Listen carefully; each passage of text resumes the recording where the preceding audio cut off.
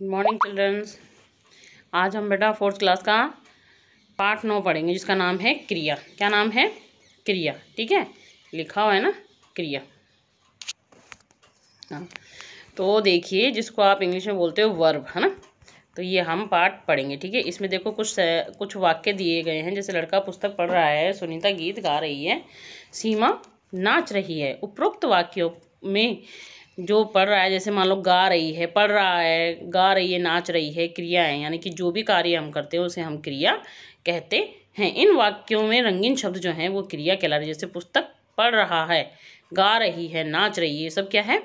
क्रिया है। ठीक है, अब आगे देखिए आप, क्रिया की परिभाषा यानी कि डेफिनेशन है। जिन शब्दों से किसी काम के होने या करने का पता चले उसे हम क्रिया कहते हैं। मैंने अभी आपसे कहा ना, किसी कार्य को करना ही क्रिया है। तो इसमें देखो परिभाषा में भी यही दे रखा है, जिन शब्दों से किसी काम के होने या करने का पता चले उन्हें क्रिया कहते हैं। होने यानी स्वतः ही होती हैं, या करने का कोई करता है, किसी के द्वारा किया जाता है कार्य, उसे हम क्रिया कहते हैं। इसी देखिए, लिंग, वचन और कारक में परिवर्तन होने पर क्रिया का रूप बदल जाता है। क्रिया का रूप है जो कुछ, जैसे लिंग है, वचन है और कारक हैं, इनमें परिवर्तन होने से इसका रूप बदल जाता है। वो किस प्रकार बदलता है वो हम आपको आगे देखते हैं। ठीक है, जैसे देखो, लिंग बदलने पर, लिंग यानी कि जैसे लड़का लड़की होता है ना, जैसे मतलब स्त्री पुरुष लिंग, स्त्रीलिंग है ना, ऐसे।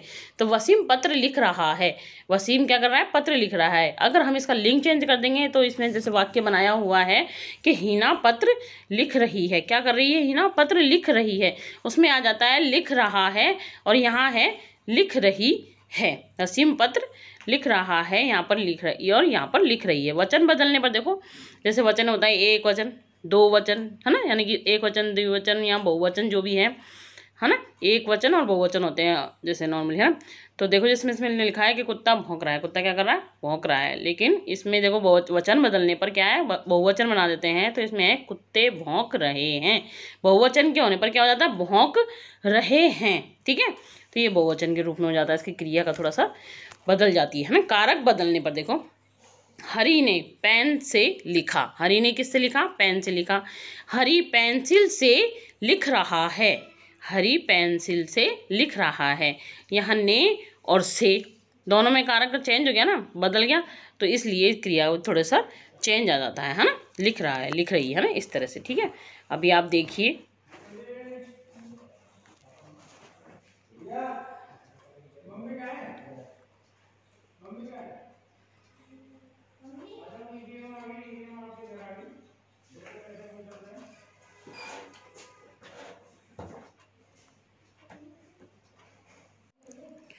कुछ और क्रियाओं के धातु रूप और सामान्य रूप इस प्रकार हैं। जैसे धातु रूप है हंस, दौड़, खा। और सामान्य रूप क्या होता है इसका? हंसना, है ना, हंसना, दौड़ना, खाना। इसी प्रकार पढ़, कर, पोत। तो इसी का सामान्य रूप क्या होगा? पढ़ना, करना, पोतना। ये सामान्य रूप कहलाता है। ठीक है, अभी देखिए आप, क्रिया के भेद कितने होते हैं? देखो, क्रिया के भेद, काइंड्स ऑफ वर्ब। क्रिया के दो भेद होते हैं बेटा, एक सकर्मक और एक अकर्मक। सकर्मक में क्या होता है? एक जो क्रिया होती है इसमें कर्म के सहित होती है, जो कार्य किया जाता है ना उसके सहित होती है। लेकिन अकर्मक क्रिया में कर्म के बिना होती है, इसमें कर्म नहीं है। अभी देखो कैसे आगे हम बढ़ते हैं। सकर्मक क्रिया, है ना, ट्रांसिटिव वर्ब। जिस क्रिया शब्द में कर्म की प्रधानता होती है वह सकर्मक क्रिया कहलाती है। अब देखिए किस प्रकार होती है कर्म की प्रधानता। मैंने एक अखबार पढ़ा। ठीक है, तो मैंने एक अखबार पढ़ा। क्या पढ़ा? अखबार पढ़ा। तो अखबार क्या है? कर्म है। ठीक है, तो इसी प्रकार सोहन गीत गा रहा है। सोहन क्या कर रहा है? गीत गा रहा है। वह क्या कर्म कर रहा है? गीत का गाना, है ना, गीत गा रहा है। तो इसी प्रकार उपयुक्त वाक्यों में कर्म है, जैसे अखबार, गीत की प्रधानता होने के कारण क्रिया पढ़ रहा, गा रहा है, सकर्मक क्रियाएं कहलाती हैं। यानी कि ये किसी के द्वारा कार्य किया जा रहा है और जो कर रहा है उसके सहित, कर्म के सहित। ठीक है ना। ये देखिए कुछ अन्य उदाहरण भी हैं। रजत फिल्म देख रहा है। तो रजत क्या कर रहा है? फिल्म। तो यहाँ पर कर्म क्या है? फिल्म है। क्या कर्म कर रहा है वो? फिल्म देख रहा है। सुनील पुस्तक पढ़ रहा है, तो पुस्तक यानी कि कर्म। ठीक है ना। इसी प्रकार माताजी खाना बना रही हैं, हुमा गाना गा रही है। तो खाना, गाना, ये सब क्या है? कर्म है। तो कर्म के सहित जो क्रिया होती है उसे हम सकर्मक क्रिया कहते हैं। इसी प्रकार देखिए दूसरी है अकर्मक क्रिया। जिस क्रिया शब्द में कर्म नहीं होता, जिस क्रिया शब्द में क्या नहीं होता?